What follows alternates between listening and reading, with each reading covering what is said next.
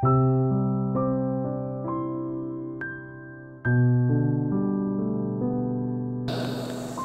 ketika di kamar sendiri menghayal siapa, memimpikan siapa, merencanakan apa, itu kita yang tahu, bukan orang lain.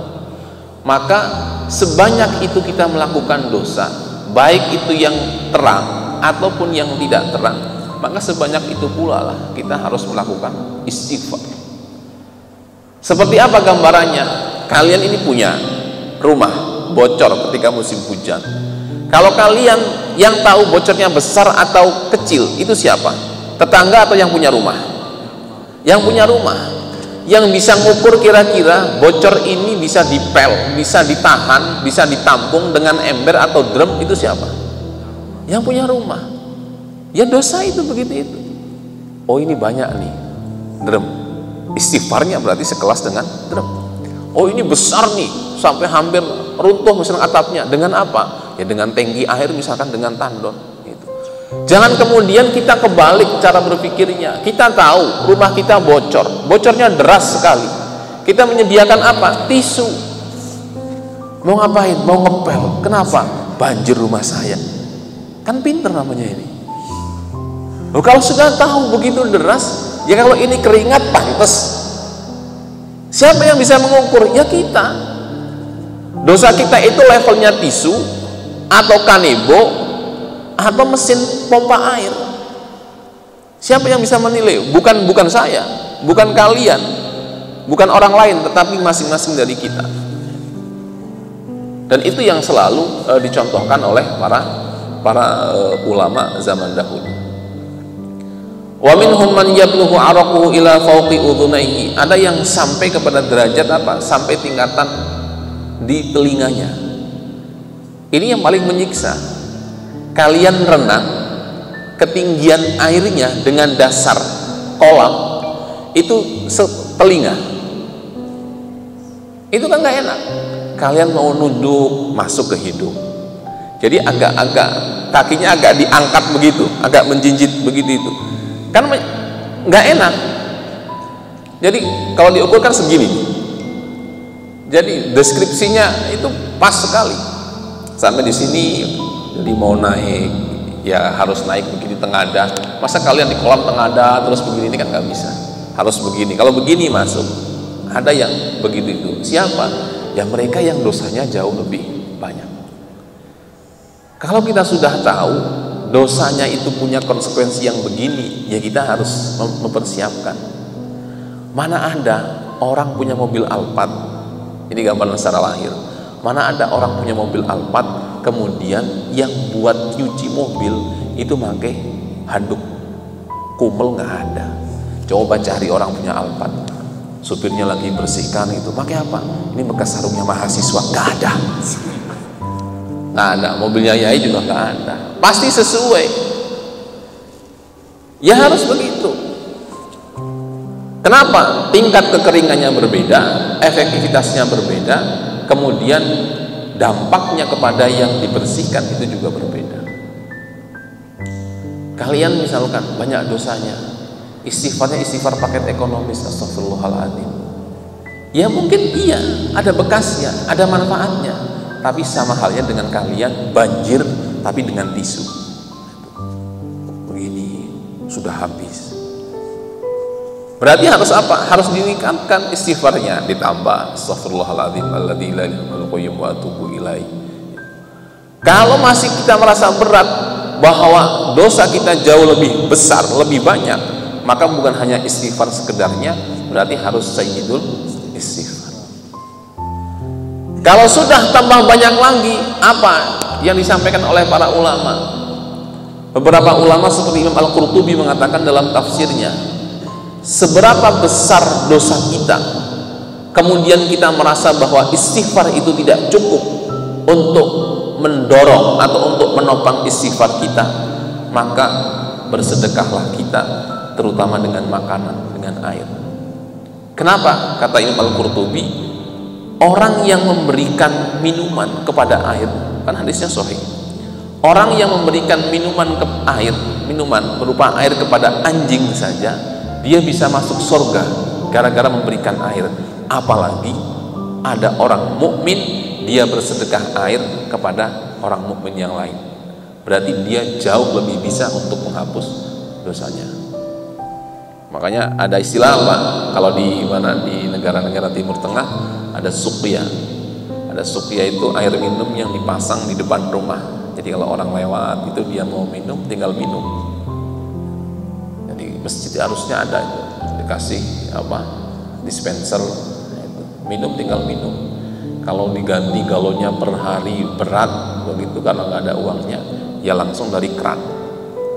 Tapi di steril dulu itu, meskipun saya tahu kalian sudah kebal dengan segala macam itu kan. Ya janganlah, di steril begitu, ada filternya, kemudian diminum. Untuk apa? Untuk bagian daripada itu. Itu kata Al-Qurtubi. Al-Qurtubi mengatakan kalau ada seseorang merasa banyak dosanya, maka dia selain istighfar dianjurkan untuk bersedekah dengan air. Kenapa? Karena mengambil dari hadis, orang yang bersedekah air kepada anjing saja itu bisa diampuni dosa-dosanya dan kemudian dimasukkan ke dalam surga, apalagi dia bersedekah kepada orang mukmin. Orang mukmin. Nah, sepele kan? Kalian beli apa? Teh pucuk satu, mulai hari ini 2 berarti. Jaga-jaga ada temannya. Gitu. Haus, teh pucuk minum begitu itu. Tapi ya jangan diberikan kepada orang yang diabetes. Gitu. Jadinya malah bahaya, itu membunuh namanya. Itu famang wa minhum man yabluhu araquhu ila fawqi udhunayhi wa taltahibul akbat min syiddatil asi. Kemudian saking panasnya digambarkan seakan-akan dia mengalami dehidrasi. Orang kalau dehidrasi kan yang paling terdampak pertama kali adalah organ ginjal. Makanya air itu kan kuning. Kita standar kesehatan kalau kita kencing itu kan dari jernih, dia sehat, terhidrasi. Kalau agak keruh berarti dia kurang sedikit. Kalau kuning-kuningan kurang banyak. Kalau kuning seperti teh begitu berarti dia dehidrasi. Dan itu pengaruh terhadap apa? Kemampuan ginjal kita. Karena ginjal yang akan melakukan filterisasi terhadap semua cairan yang ada di dalam tubuh. Wa taltahibul akbat min syiddatil asi, dampaknya terhadap ginjal. Orang kalau sudah kena ginjal, masya Allah, naudzubillah, tergantung dengan mesin cuci darah. Dia tidak bisa ditawar. Dia kalau sudah dijadwal 1 minggu sekali, ya 1 minggu sekali harus cuci darah. Kenapa? Karena ginjal itu sudah kehilangan fungsi untuk mencuci. Kalau sudah tidak bisa memberikan kemampuan untuk mencuci, ya semua zat-zat yang tidak baik, yang negatif akan juga terkirim kepada seluruh tubuh. Faman kana qad mata lahu tiflun saqahu minal jannah. Orang yang meninggal, ada orang punya anak, dia belum balik, kemudian meninggal, maka anaknya itulah yang akan menyambutnya di pintu surga. Jadi banyak caranya untuk kita masuk surga. Ada cara yang paling efektif, ya begitu itu. Salah satunya apa? Kita punya anak kecil tapi meninggal. Beratnya seperti apa? Lebih berat mana? Meninggalnya kecil atau besar? Kecil. Sedang lucu-lucunya. Kalau sudah besar seperti usia kalian kan ada pilihan antara menyesal, punya anak kok begini, tidak ada baik-baiknya. Ketika mau istighfar, apakah saya dulu juga begitu mudahnya, perasaan nggak senakal-nakal itu? Tambah menyesal orang tua kalian.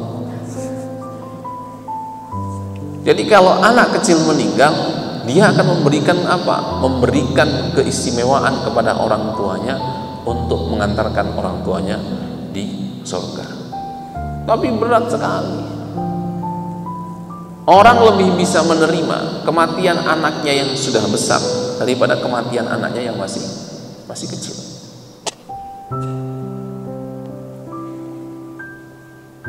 Saqahu minal jannah, dia akan memberikan kita apa? Orang ketika panas begitu itu, kita dalam musim panas main futsal kalah, kan begitu itu.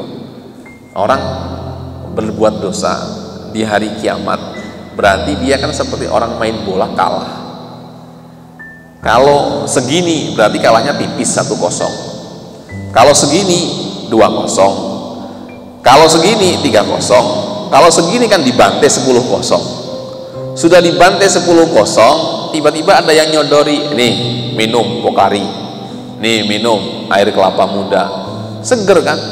Seger sekali. Ya itu gambarannya. Kita sedang luar biasa kondisinya di akhirat nanti, tiba-tiba kita diantri minuman. Oleh siapa? Oleh anak kita. Tapi tidak semudah itu. Jangan kemudian pikirannya menjadi pikiran yang nakal. Ya sudah, kalau begitu saya menikah, kemudian punya anak, anaknya meninggal nggak apa-apa. Sekarang bisa bilang tidak apa-apa. Tapi kalau sudah punya anak nggak bisa. Oh, anak kita sakit saja sudah rasanya itu gelisah luar biasa. Kecuali kalau sudah makom-makom seperti Qadhi Abi Yusuf, muridnya Imam Abu Hanifah, anaknya meninggal. Oh meninggal, ya sudah, tolong diurusi ya. Siapa yang bisa begitu itu? Gak ada. Apalagi kalau sudah jadi kakek punya cucu, tahu tambah lagi. Sayang-sayangnya kita yang jadi anak tidak pernah disayang begitu sedemikian rupa oleh ayah kita, tapi begitu ketemu cucu, sayangnya 10 kali lipat. Mau ngaji dimarahi, anak saya ngaji, saya buat kencang begitu dimarahi. Katanya nggak boleh. Pun tegas-tegas kalau lari alit Mas Muhib mesangaken kersane dulina mboten nopo-nopo. Padahal kalau sama kalian kan tapok saja, hajar. Ayo begitu. Anak saya waktunya ngaji, dia senang kalau ada mbahnya senang. Hari Rabu itu senang sekali, bonus sekali. Begitu hari Rabu kok mbah nggak datang ya? Kenapa? Karena dapat diskon. Ini dilakukan oleh siapa? Oleh kakeknya. Kakeknya mikir, ya sudah nggak apa-apa, anak kecil jangan ngaji, nggak apa-apa, sayang. Kalau perlu malah tidak usah sekolah. Nah, betul, tidak perlu sekolah, nggak main. Tapi kalau kemudian nanti besar nakal, ya anak, orang tuanya yang disalahkan. Dulu kecil nggak dididik, makanya jadinya begini ini. Gitu ya. Itu anomali kasih sayang dalam kehidupan kita. Wa in kana lahu shadaqatun istadhalla biha. Jika kita punya sedekah, maka sedekah itulah yang akan menjadi peneduh bagi kita. Kita dalam kondisi keadaan yang panas sangat ekstrim. Panas sangat ekstrim saja, mohon maaf. Panas sangat ekstrim. Kalau di India, kalian pakai sandal jepit, sandal jepitnya leleh.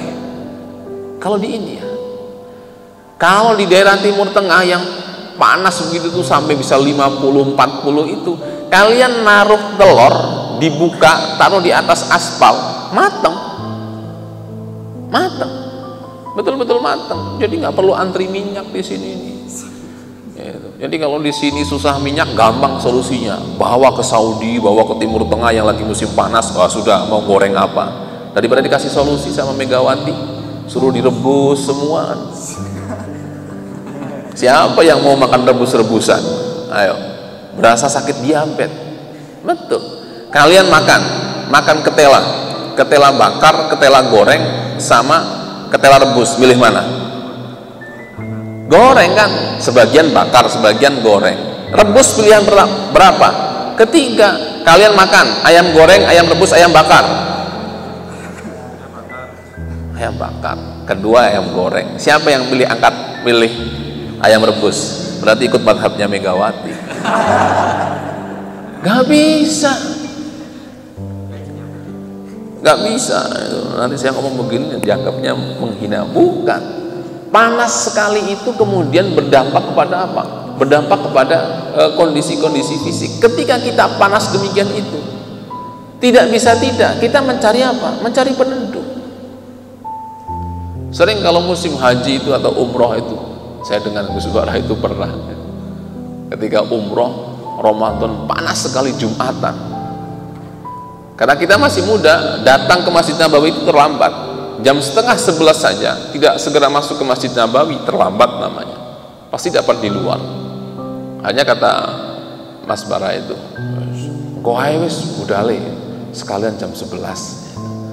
hanya berangkat jam 11. Berangkat, daripada nggak dapat tempat, saya bilang sudah nongkrong di depan toko emas saja, di depan Masjid Nabawi, dapat AC segala macam katanya. Terus kata Sayyid itu yang kecil, Mas, kata Abah nggak boleh, harus di halaman Masjid Nabawi gitu. Terus saya bilang, ya sudah, kalau kamu mau ke sana saja, saya nggak mau gitu. Habis ngomong begitu, Yai lewat gitu. Monggo nak ke masjid pun mriki mboten sae jamaahnya. Hanya berangkat kita ke depan masjid, ke halaman Masjid Nabawi. Yai kan sepuh, orang mempersilahkan itu kan, saya ta'al itu kan, ditempatkan di bawah payung Masjid Nabawi itu kan adem. Nah, kita melihat saya tinggi besar, kemudian Mas Bara masih muda, Said masih kecil, kan ya dibiarkan itu. Ya betul, kita dapat yang panas itu. Ketika khutbah kita masih bisa pakai sorban ditaruh di atas kepala. Begitu waktunya mulai sholat iqomah, itu jadi masalah. Kata Mas Bara, iki sorban dekek sirah apa dekek ngisor ya. Problem sudah, ini panas loh. Kata Mas Bara, dukur wis panas nggak kuat. Karena kan pakai peci hitam. Pakai peci hitam kalau kena panas tambah panas. Ya wis dukur taruh dulu. Terus saya tanya, Mas bawahnya pakai apa? Sandal aja wis. Oke, aman, pakai sandal kita. Begitu takbir masih aman kan? Allahu Akbar ruku masih aman. Sami Allahu liman hamidah i'tidal. Sujud itulah awal permasalahan. Begitu sujud, saya bawa tisu itu. Saya sudah nggak usah ikut madhab Syafi'i, saya ambil satu-satu tisunya, saya taruh di tempat dahi. Begitu sujud nempel, itu seperti kalian masukkan bawang goreng ke wajah, sayang begitu, panas sekali, masya Allah. Jadi begitu saya tempelkan dahi itu, set, langsung saya angkat lagi. Kalau orang Surabaya kan pasti misuh kan. Coba, mana ada sholat kemudian bisa misuh ya? Masya Allah. Begitu melihat saya yang dua ini, itu langsung mengamati, waduh berat ini, berat aja. Sama Mas Bara diturunkan sorbannya kemudian dipasang, tapi masih tembus, sehingga ketika ruku itu, ketika sujud kita bacanya langsung cepet banget, langsung duduk. Ketika duduk sama panas. Jadi kita itu sholat berasa nggak sholat. Bayangkan, itu tingkat keterikannya belum seperti ketika hari kiamat. Habis selesai sholat itu kita ngakak saja, mene-mene wes nggak usah sholat yang coba, panas. Jadi kita saling menyalahkan, tadi disuruh maju nggak mau gitu kan. Saya bilang kita beda makom dengan Abah. Kalau Abah datang terakhir, ya diberikan kemudahan oleh Allah karena sudah sepuh, ada amalnya segala macam. Lah kita itu masih muda datang belakangan, orang melihatnya pemalas semua ini, ya langsung spontan dihukum oleh Allah. Jadi nggak enak sekali itu. Ada anak orang India itu akhirnya batal. Orang India, orang Pakistan itu dia datang itu terlambat, masbuk gitu, datang terlambat. Dia begitu kita ngelihat ada ada sorban kita taruh di bawah itu, dia mencoba narik. Jadi kan kita di sini, ini Mas Bara, ini Sayyid, ini saya. Samping saya itu ada orang India dan Pakistan. Begitu sujud, panas kan? Aja dia coba narik sorban kita, ditarik begitu itu. Jadi belum ada orang sholat itu model tarik-tarikan gitu. Gus Bara kan juga nggak mau panas, pegang saja tarik ke sini lagi gitu. Nah, itu kalau di video masya Allah ya. Nah, itu baru panas dunia, belum panas nanti di akhirat. Siapa yang bisa menyelamatkan kita nanti di akhirat? Ya sedekah kita. Dan tidak usah banyak sedekah itu. Kalau sedekah, tapi memang kita sering pelit kok. Kadang tinggal mengambil saja, itu kadang kita menggunakan pendekatan yang kalkulatif sekali. Tadi saya ke sini, diantar supir, Begitu melewati, kan lewat tol, melewati rel kereta nggak ada penjaganya, dia nyalain lampu. Saya jengkel, lo ngapain nyalain lampu? Mau ngambil uang. Buat siapa? Buat yang jaga itu. Sudah, dia milih-milih. Begitu dilihat, isinya 10.000, 5.000, nggak ada yang 2.000-an, nggak ada. Dimatikan, nggak terima kasih, nggak jadi ngasih. Saya bilang, kenapa nggak jadi ngasih? Sayang mas, 5.000 semua. Loh, kamu itu loh gak ikut nyari duit, tinggal ngambil, kasihkan. Itu masih sulit. Itu kebanyakan dari kita. Coba kalau kalian ada tamu banyak dari yai, kalian dipasrai oleh yai, ini tolong setiap tamu dikasih 100 ribuan. Dalam hati mikir, eman apa nggak eman? Eman kan? Duit siapa? Oh, kalian lo nggak ikut nyari, tinggal bagi saja kan dapat apa? Pahala. Itu masih apa? Masih mencoba untuk melakukan intervensi. Mestinya jangan 100.000, ya kan? Apalagi kalau kalian tahu lah, misalkan ada tamunya yai, itu juga sering saya lakukan. Ada tamunya yai setiap hari Rabu di Surabaya, ketika datang itu bawa koran, korannya sama terus. Kalau dibacakan, ini yai Amanatul Ummah dapat penghargaan, oh ya hebat, kasih 250.000. Suatu ketika datang lagi, saya tahu orang ini kok sama terus. Mas Bohi paringi, ya tolong 300. Ketika saya naruh uang dalam amplop itu, ya saya kurangi jadi 200.000. Padahal uang siapa? Uang beliau. Jadi sedekah itu memang berat. Makanya karena berat tidak usah banyak-banyak. Yang sedikit saja itu juga berat. Sedikit bukan milik kita, itu juga berat. Eman banyak mempengaruhi itu. Ini bahayanya apa? Bahayanya kita ketika tidak bersedekah. Memang harus dilatih. Harus dilatih. Kita punya 100 perak, 200 segala macam. Apalagi kalau sekarang konsepnya nabung, eman ditabung segala macam. Ya nabung boleh, tapi sedekah juga menjadi sebuah keharusan. Manakala kita tahu bahwa kita kelak nanti akan bermasalah ketika pada hari setelah kiamat itu. Wa man kana lahu amalun sholih nafa'ahu yauma idzin. Siapapun yang punya amal baik pasti akan bermanfaat. Amal baik itu banyak sekali, ngaji amal baik, kemudian kalian membersihkan kamar amal baik. Amal baik itu tidak harus selalunya konteksnya adalah ibadah murni, nggak harus. Apakah kemudian amal baik itu harus duduk ngaji? Enggak. Apakah amal baik itu harus jamaah? Enggak. Apakah amal baik itu kemudian harus berangkat kuliah terus? Enggak juga. Kalau kalian berangkat kuliah kemudian banyak menghibah dosennya, sama saja. Jadi apa? Amal baik itu di sekeliling kita, apapun itu luar biasa.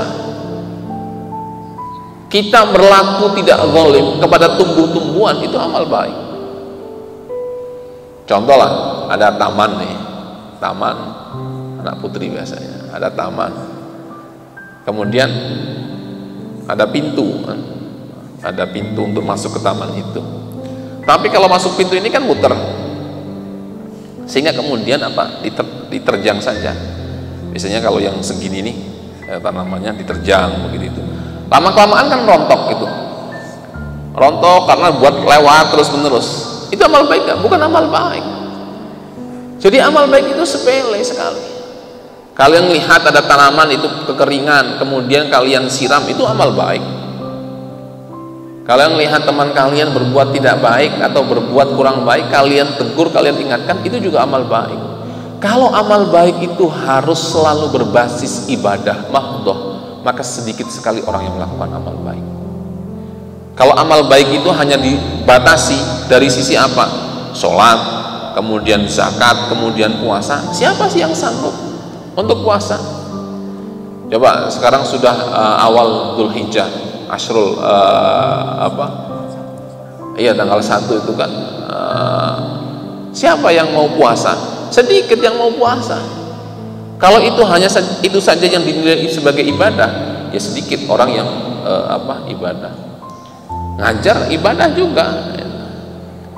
Makanya tadi saya sebenarnya nggak mau ngajar Pak, tapi saya pikir-pikir, saya besok ini sudah berangkat ngajar lagi itu 43 hari lagi kemudian. Jadi harus ngajar inilah gitu kan. Biar jadi modal begitu. Ya meskipun berat sekali sebetulnya. Saya seharian ini dicolok hidungnya 2 kali, di swab 2 kali. Sudah swab selesai, ternyata baru tahu kalau aturannya swab itu tidak boleh di luar puskesmas. Jadi sudah swab pagi-pagi itu, swab selesai, kemudian dikabari harus di puskesmas. Hanya ke puskesmas lagi, di swab lagi. Itu juga bagian daripada kebaikan. Patuh kepada pemerintah, tidak menggerutu, itu ya juga kepada pimpinan, itu juga bagian dari kebaikan. Wa yauma yamujun nasu ba'duhum fi ba'din wa yalqauna minas siddah wal karbi. Wa yauma yamujun, lan ing dalam dinoni saling berhimpit-himpitan sapa annasu manungsa. Ba'duhum ya sebagian annas fi ba'din ing dalam sebagian kang liya. Wa yalqauna lan ketemu sapa annas minas siddati saking kesusahan wal karbilan kepayahan.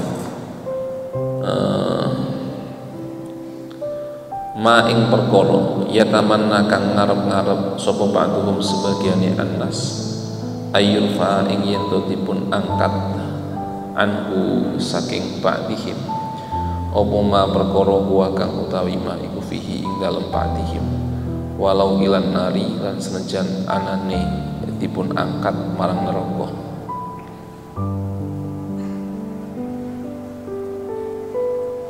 Nanti ketika kiamat itu orang panik. Orang kalau sudah panik, akal sehatnya hilang. Kita itu kalau panik, akal sehatnya sudah hilang. Tidak bisa secara cepat untuk melakukan kalkulasi ini baik atau benar, ini rasional atau irasional. Kalian kecelakaan. Begitu kecelakaan, misalkan ada orang kecelakaan, nabraklah misalnya, kemudian parah. Atau ada orang yang tidak terbiasa melihat darah, melihat kecelakaan, dia panik.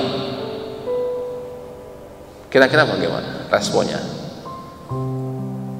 Pasti ada yang ngomong, ayo telepon ambulan, telepon polisi segala macam. Dia ngomong sambil pegang handphone, ayo telepon. Loh, kenapa nggak dia yang telepon? Karena apa? Karena panik. Itu nanti yang akan terjadi di kita.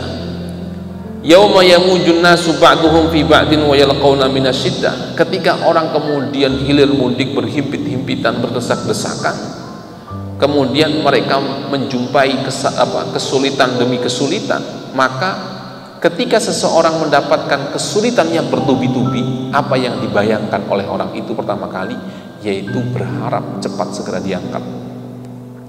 Kalian kena masalah nih, misalkan handphonenya hilang, habis handphonenya hilang kemudian uangnya hilang, habis uangnya hilang bajunya hilang, habis bajunya hilang pacarnya direbut kawan sendiri, habis itu ketemu dosen skripsinya di cancel semua, salah semua. Ini kan masalah demi masalah. Lagi mau ke masjid, mau mengadu kepada Allah, ketemu yai, pas jadi sasaran dimarahin lagi. Coba kira-kira bagaimana kalau begitu? Pasti kenapa? Ya Allah, susah sekali. Gimana caranya cepat hilang? Orang kalau sudah dalam kondisi yang demikian, maka tidak mau, suka tidak suka, dia mendapatkan kesempatan apapun, entah itu baik atau tidak baik, ya akan diambil. Ini yang terjadi dalam masyarakat. Orang kalau sudah dihimpit dengan beban ekonomi terus, dihimpit ekonomi, sulit bayar ini, dikejar-kejar hutang, apa yang dilakukan? Ya pinjam ke rentenir. Pinjam kepada siapa? Pinjaman online. Meskipun tahu bahwa itu susah, menyusahkan, meskipun itu tahu bahwa itu haram, tapi akan ditempuh. Itu artinya ma yatamanna ba'duhum ayyurfa anhu ma huwa fihi walau ilan nar. Meskipun kasarannya sudahlah saya dimasukkan ke neraka sekalian saja nggak apa-apa. Karena mikirnya apa? Mikirnya di neraka itu jauh lebih nyaman. Ini banyak terjadi. Kalian kalau ngantri sajalah, ngantri panjang, pernah nggak punya pikiran antrian sebelah itu lebih pendek daripada yang kalian rasakan? Sering kan? Sering pasti. Atau kalian naik motor lah, naik mobil, pernah nggak punya pikiran bahwa orang yang kalian lihat itu lebih beruntung daripada kalian? Iya kan? Pasti lebih. Ketika kondisi demikian, apa yang kalian pikirkan? Kan kepingin seperti dengan orang itu. Kalian naik motor, pakai sepeda ontel, tiba-tiba ngelihat ada, kalian anak muda, tiba-tiba ngelihat ada laki-laki ganteng, kemudian sama perempuan cantik, naik mobil mewah, kalian kepanasan. Kira-kira mikirnya bagaimana? Ya Allah, beruntung sekali dia. Gitu. Kepingin apa? Kepingin jadi orang seperti itu. Ini sama logikanya. Kalian dihantam oleh berbagai masalah nanti pada hari kiamat, sampai kemudian merasa bahwa ini sangat bertubi-tubi. Pikirannya hanya apa? Ayyatamanna ayyurfa ilai, segera diangkat walau ilan nar, meskipun kepada dalam posisi yang tidak menyenangkan. Kalian apakah bisa menjamin orang yang kalian lihat naik mobil mewah, nampak ganteng, putih, kinclong, cantik segala macam, apakah dia lebih bahagia daripada kalian?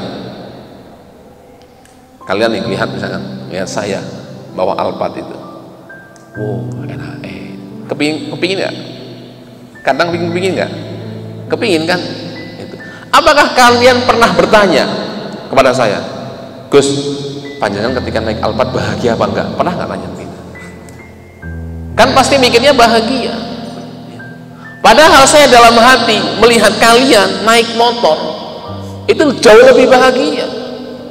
Bisa belok-belok begini-gini, bisa boncengkan siapapun, gak ada masalah itu.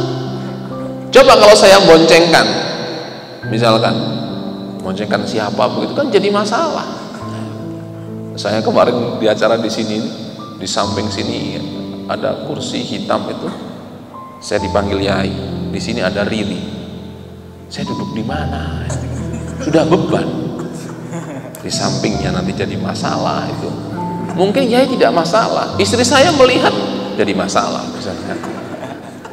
Itu sudah menjadi pikiran. Kalau kalian kan nggak ada masalah, panggil Yai duduk saja, nggak ada masalah. Kalau saya masalah, jadi jangan mikirkan orang itu semacam itu. Setiap orang ketika dia dihantam oleh permasalahan yang bertubi-tubi, dia pasti secara normal inginnya apa? Inginnya segera diangkat dari masalah itu. Kenapa demikian? Ya itu wajar. Makanya kayak tadi, kalian naik motor begitu itu.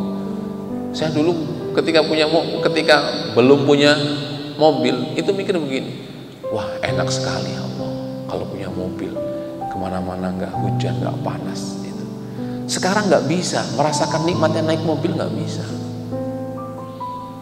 Pak. Merasakan naik mobil itu nggak bisa. Kalau orang-orang kan pertama naik Alphard, wow, adem, wah, joknya bisa panas sendiri, kakinya diangkat, bisa menikmati. Saya nggak ada menikmati itu sudah. Orang yang tidak pernah naik pesawat, menikmati nggak naik pesawat? Menikmati, masya Allah, tiketnya itu disimpan buat kenangan, iya kan? Saya kalau mau naik pesawat itu tersiksa sudah. Jadi jangan dikira bahwa orang itu kemudian sebahagia itu, belum tentu. Kalian lihat ya, naik mobilnya bagus, Alphard mewah sekali begitu. Kalian jadi yai berat. Saya mengikuti 3 hari ini, masya Allah Pak. Rasanya itu pengen berkeluh kesah, tapi ya nggak pantas. Beliau itu berangkat hari Selasa ke Jakarta, kemudian ke Bandung. Dari Bandung ke Indramayu. Saya dari Surabaya hari Selasa langsung ke Indramayu. Datang jam 2 sampai sana. Pagi kemudian ada acara. Selesai acara sampai jam 2 di sana, masuk tol, saya ditunggu di Malang, di Batu. Paling lambat jam 10 sudah harus Batu. Ngebut terus di mobil itu. Gak merasakan nikmatnya mobil, Pak. Kan kalau misalkan nikmatnya mobil kan, wah, nikmatnya pemandangan indah, foto-foto, video-video gitu. Gak bisa merasakan begitu itu. Tapi kan kalian menganggap saya ini kan nikmat luar biasa. mobilnya ganti-ganti gitu kan. Wah ini idola itu kan, idola kepala lu gitu.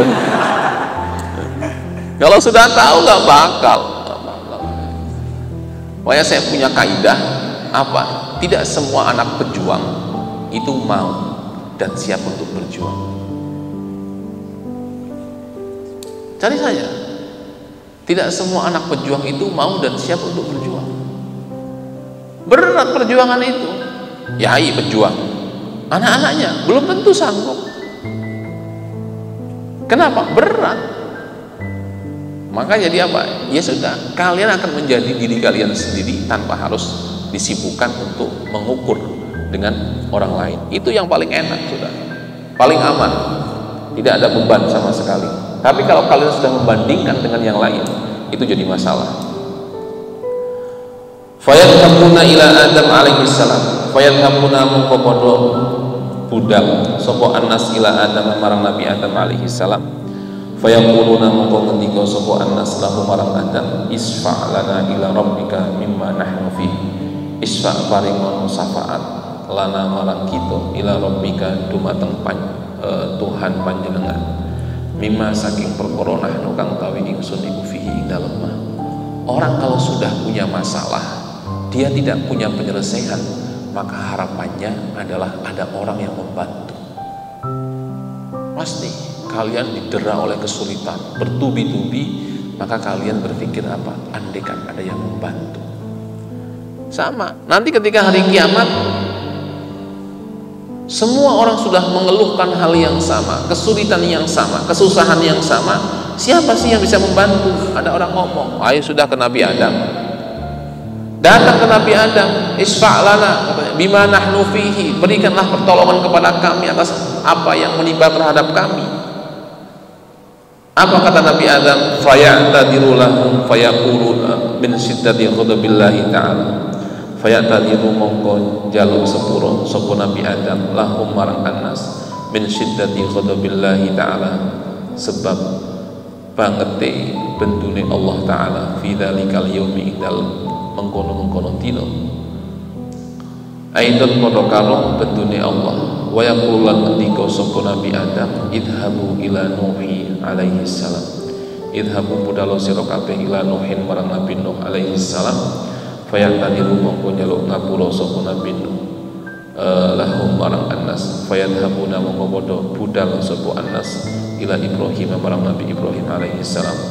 Fayataniru mongko padha nyeluk ngapura sapa Ibrahim lahum marang annas.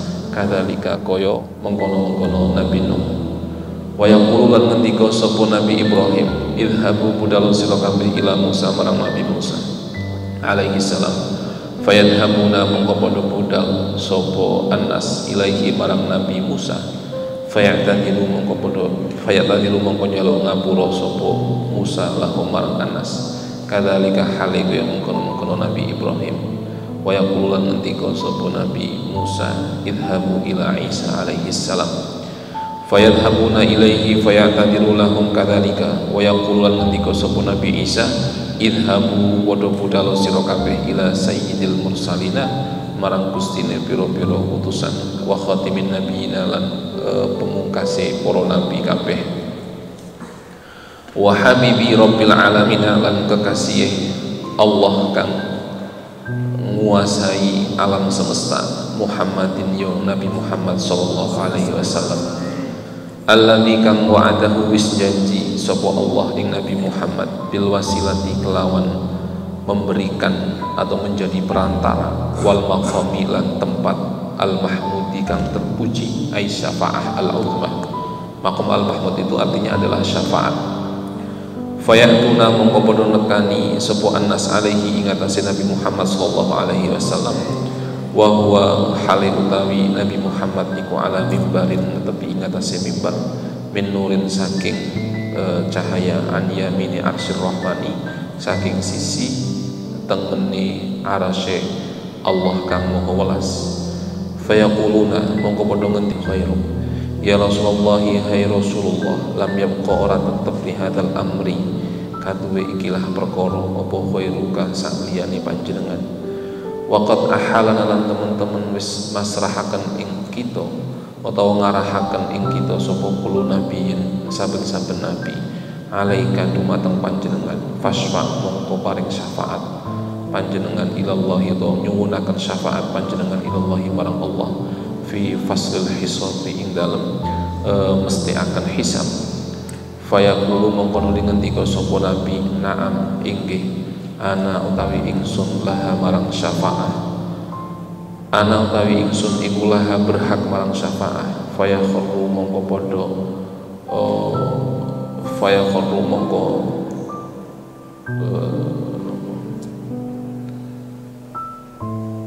tiba sapa Nabi Muhammad sajidan halekan sujud, artinya itu seperti berlutut untuk bersujud, itu fayaqulu sajidan azza wa jalla fayatihi mongko nekanihi ing Nabi Muhammad apa annida'u panggilan min indillahi ta'ala saking sisine Allah ta'ala fayaqulu mongko nuli ngendika lahu marang sapa Allah lahu marang Nabi Muhammad ya Muhammad hai Muhammad irfa'ang ngangkat sira ra'saka ing sirah panjenengan wasfa'lan paring syafaat sira tu syafa' mongko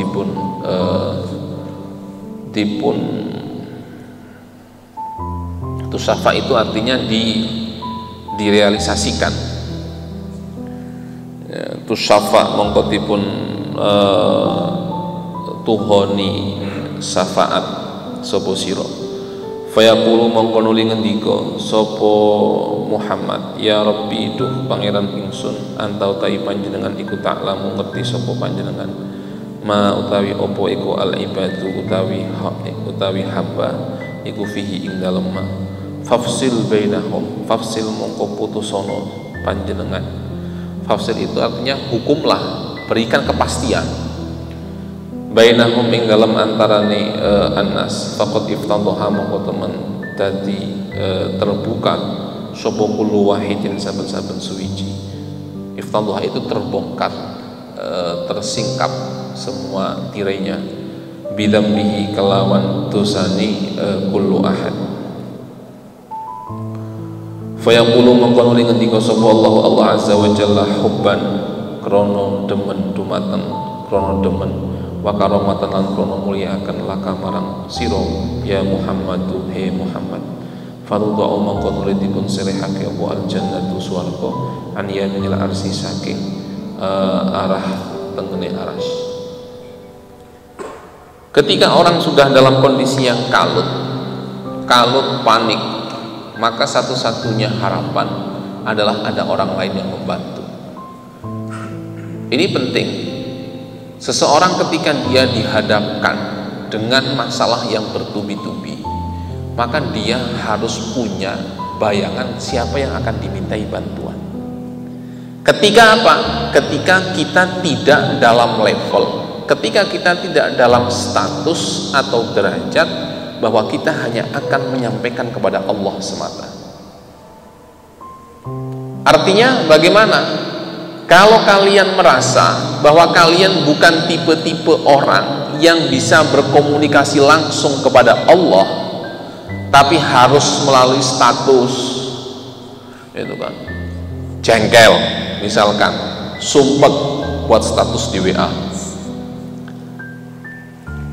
jengkel, sumpet ada masalah buat status di Instagram, jengkel ada masalah buat status di Facebook segala macam, maka kalian harus mempunyai satu orang atau personal atau figur yang kepada dia kalian kemudian mendapatkan kedamaian.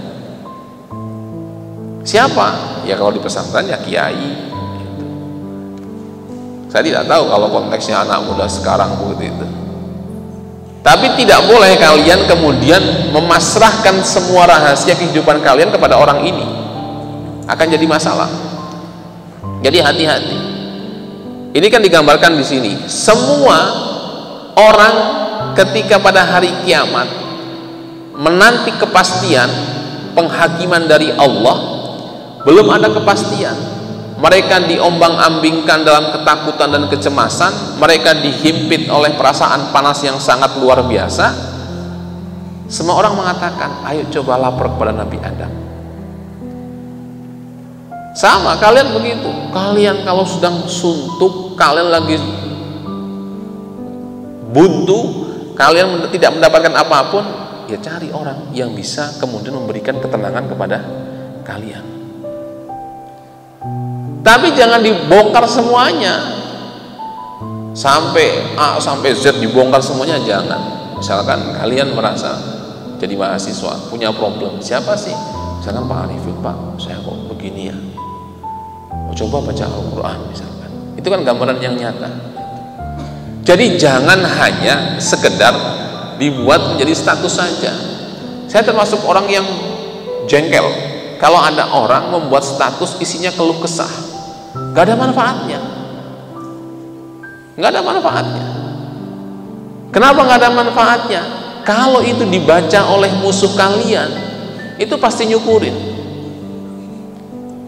Kalau dibaca oleh orang yang bersimpati kepada kalian tetapi dia tidak punya kemampuan, ya dia paling hanya bisa sekedar ya mudah-mudahan selesai di bibir saja.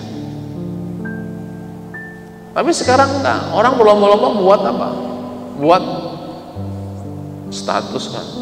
Ya Allah, semoga saya kuat menjalani kehidupan ini.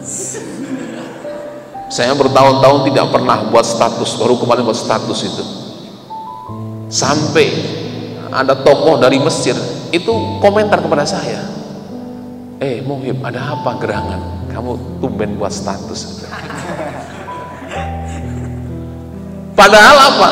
Saya itu niatnya hanya, saya baru membaca buku, kemudian dapat kisah yang menarik, saya mendapatkan apa? Ilham, bahwa orang itu tidak usah banyak keluh kesah. Kenapa? Setiap masalah yang diberikan oleh Allah kepada kita, maka bersamaan dengan itu pula ada kemudahan dan solusi yang juga diberikan oleh Allah. Kita kan selama ini enggak mikirnya itu kalau dapat kesulitan kita susah, kemudian mencari-cari jalan keluar. Iya kan, dicarikan jalan keluarnya, ya nggak akan ketemu jalan keluarnya, karena jalan keluar itu ada dalam masalah itu dan kita menerima. Makanya kan Al-Quran mengatakan fa inna ma'al usri yusron, bahasanya itu ma'iyah, beserta. Setiap ada keberatan, setiap ada masalah, problem dalam hidup kita, maka saat itu pula lah dalam masalah itu hakikatnya ada penyelesaian dalam Allah.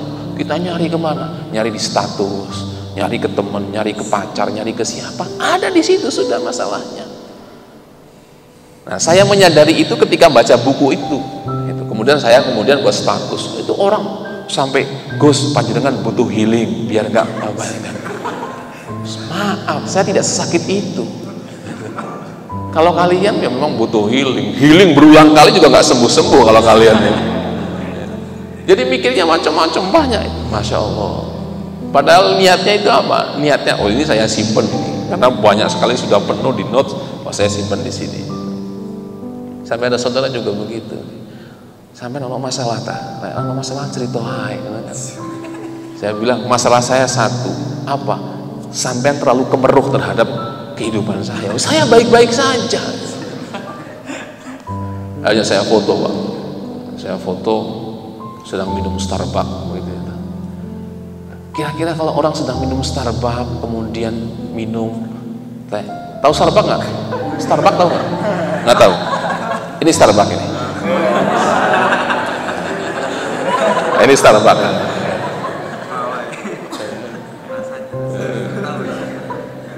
Alasannya nggak tahu. Jadi rektor dulu baru tahu.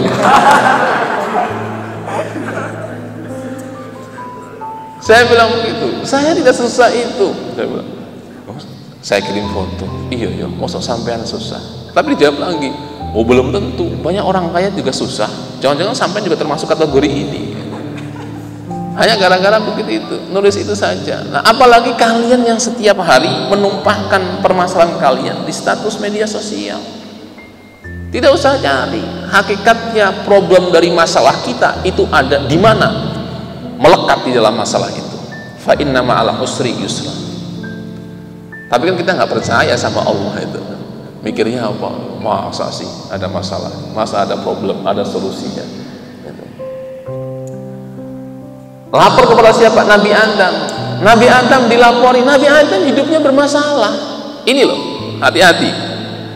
Jangan pernah berpikir bahwa orang yang kalian curhati itu dia tidak punya masalah dan siap memberikan solusi kepada kalian.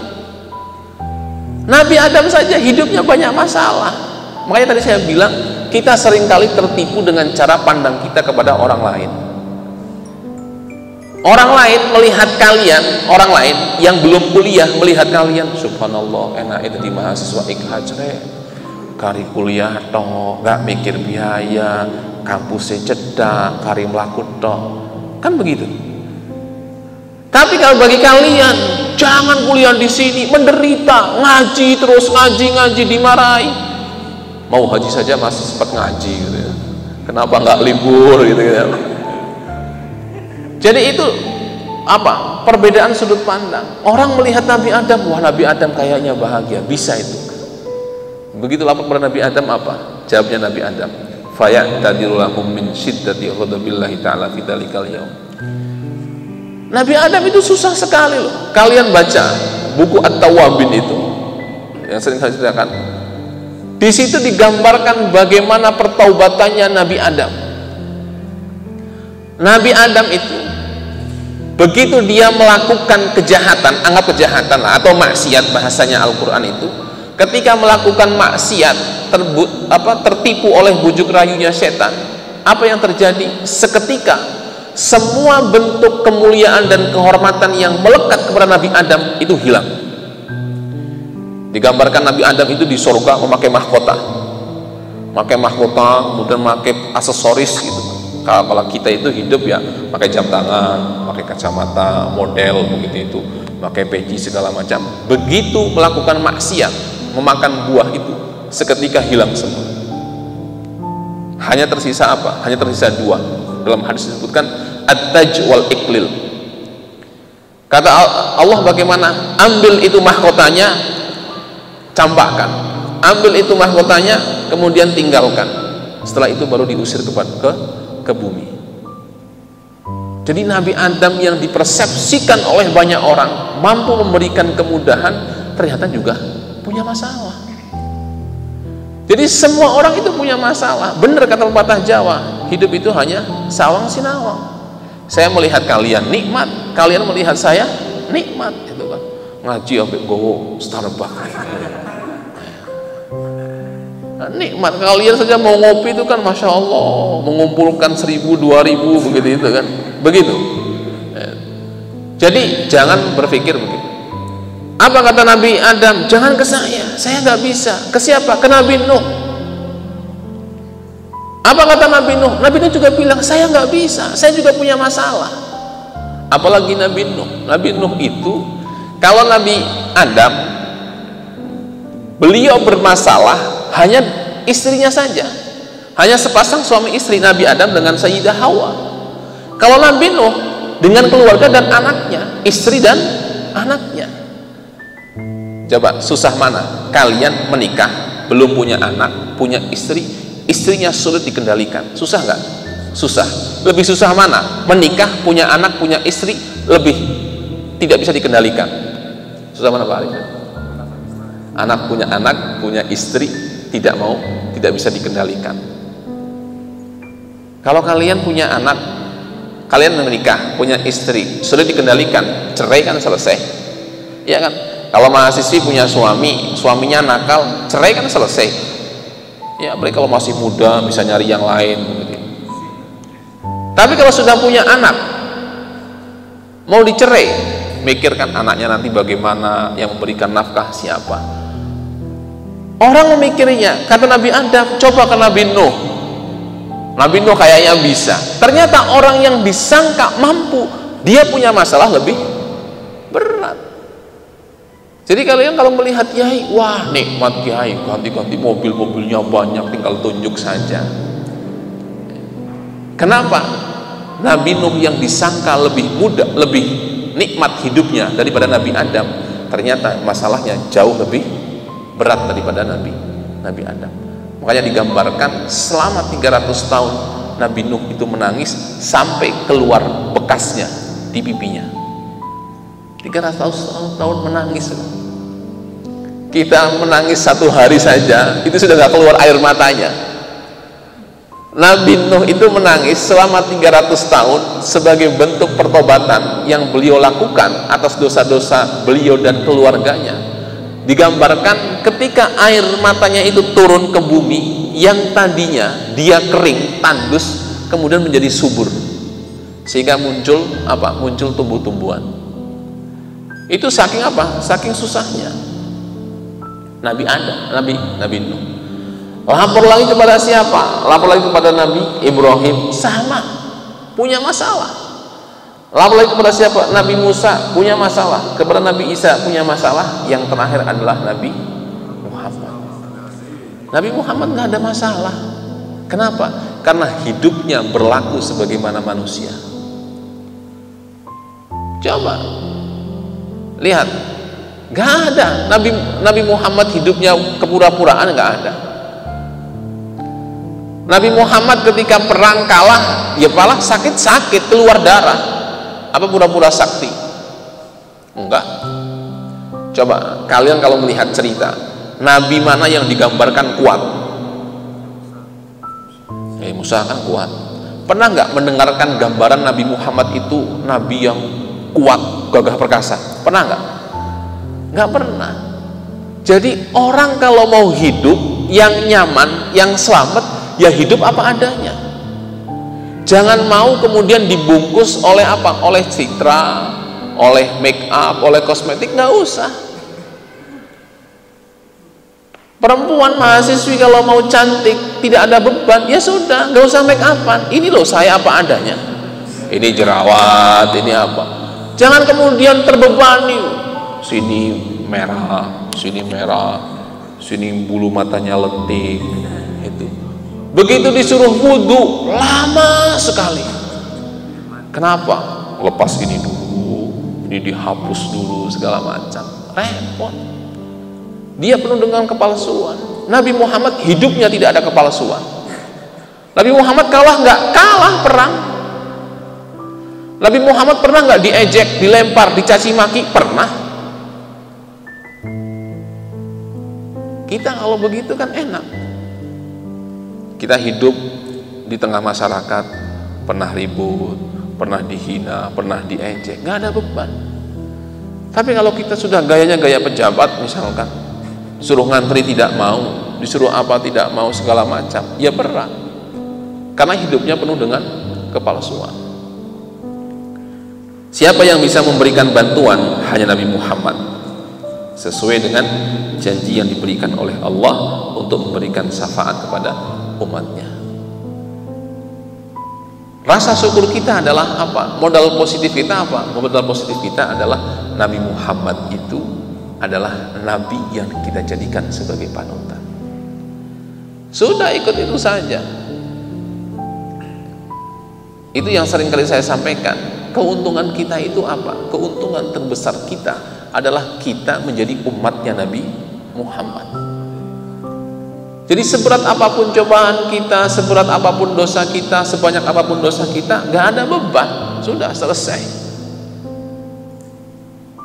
Paling kan yang disiksa dulu segala macam, itu saja. Apa kata orang-orang? Ya Rasulullah, lam yabqa li hadzal amri ghayatun. Tidak ada satupun yang mampu kecuali panjenengan. Wa qad ahalana kullu nabiyyin 'alaika fashfa' ilallahi fasdal hisab. Kata para nabi, ya hanya panjenengan yang bisa menyelesaikan masalah. Hikmahnya apa? Kalau di tengah masyarakat, semua masyarakat mengatakan bahwa hanya kita yang bisa menempati satu kedudukan, ya kita harus siap. Tiba-tiba masyarakat datang. Apa kata masyarakat? Panjenengan kan yang lulusan S1, yang pernah ngaji, satu-satunya khotib yang pantas, ya hanya panjenengan. Jangan kemudian malah keluar, wah saya nggak pantas, sudah yang lain saja. Nabi Muhammad ketika kemudian semua mendaulat bahwa hanya figur Nabi Muhammad yang layak dan pantas untuk memberikan syafaat, maka apa? Kata Nabi, na'am, analah. Iya, saya yang akan menunaikan tugas itu, memberikan syafaat. Jadi ketika nanti kalian balik ke tengah masyarakat, masyarakat menuntut kalian untuk berkiprah, dan memang hanya satu-satunya yang bisa dilakukan itu adalah kalian yang melakukan itu. Kalian tidak boleh menolak, dosa malah hukumnya. Kepala desa tidak ada yang layak hanya kalian. Dari kacamata lahir lah, tidak pernah berbuat apa segala macam, sudah semuanya mendaulat, sudahlah kita aklamasi panjenengan yang harus jadi kepala desa. Enggak, saya belum mampu, saya masih muda, saya belum menikah segala macam, harus maju. Analah, ya saya akan melakukan itu. Jangan kebalikannya sekarang, enggak pantas tapi dipoles-poles untuk biar kelihatan pantas. Ya sama dengan anak-anak sekarang itu kan, tidak pantas apa, dipoles, buat baliho, itu kan senyum diatur begitu. Analaha fayakhurru sajidan lillahi ta'ala azza wa jalla, kemudian bersujud di hadapan Allah. Muncullah panggilan, ya Muhammad irfa' rasaka wasfa'tu syafa'. Hai Muhammad, angkatlah kepalamu, berikanlah syafaat kepada mereka, maka syafaat yang engkau berikan kepada mereka tusyafa' akan dikabulkan oleh Allah syafaat itu. Ya Rabbi anta ta'lamal ibadu fihi, panjenengan lebih tahu apa yang terjadi dalam hamba-hambamu, fafsil bainahum faqad ifadhuha kullu ahadin min dzambihi. Maka kemudian diputuskan, ketika diputuskan akan diberikan penghakiman, semua terbongkarlah kesalahan dan dosa-dosanya.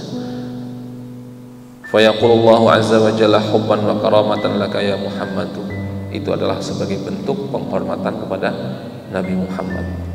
Jadi bersyukurlah kita hidup sesudah Nabi Muhammad. Tidak ada masalah, tidak usah khawatir, optimis saja. Saya dulu pikirannya serem Pak, saya nggak besok kalau meninggal itu masuk surga apa enggak gitu. Kalau sekarang yakin masuk surga. Bahwa sebelum surga itu bagaimana saya tidak tahu, itu rahasianya Allah. Tapi saya pasti masuk surga. Itu saja. Kalian harus optimis, masuk surga enggak? Masuk surga. Tapi sebelum surga bagaimana nggak tahu. Sama dengan kalian mau kemana, mau ke Gunung Bromo, pasti sampai nggak? Pasti sampai kalian ini. Tapi sebelum itu jatuh ke pelosok, kemudian mobilnya macet, mobilnya kebakar segala macam kan nggak tahu. Tapi pasti sampai ke Bromo. Ya itu kita. Kita itu punya hak sebagai umatnya Nabi Muhammad. Andai kan nanti ada masalah, ya kita panggil Nabi Muhammad. Sesimpel saja itu. Jangan mikir ya Allah nanti saya banyak dosa segala macam, gak usah, mau nangis 300 tahun juga gak bisa kan. Nabi Adam 100 tahun nangis, 100 tahun menangisi, sehingga sampai muncul perdebatan antara Nabi Adam dengan Sayyidah Hawa. Kata Sayyidah Hawa, saya tidak menyangka ada makhluk yang berbohong atas nama Allah. Karena kan iblis bersumpah, demi Allah makanlah saja itu gak ada masalah. Ternyata apa? Ternyata begitu makan bermasalah. Sekarang kan enggak, banyak sekali orang bersumpah atas nama Allah, demi Allah, demi Allah, demi Allah. Kenyataannya tidak dilakukan. Jadi dulu sudah ada, kalau ada orang bersumpah atas nama Allah tidak menepati, berarti dia statusnya sama dengan iblis. Makanya berat kan, kafaratul yamin itu berat. Kalau orang ada bersumpah kemudian tidak melakukan sumpahnya, itu juga berat. Hubban wa karamatan fatudha'ul jannah an yaminil arsy. Naktafi bihadzal qadar wallahu ta'ala a'lam bissawab. Assalamualaikum warahmatullahi wabarakatuh.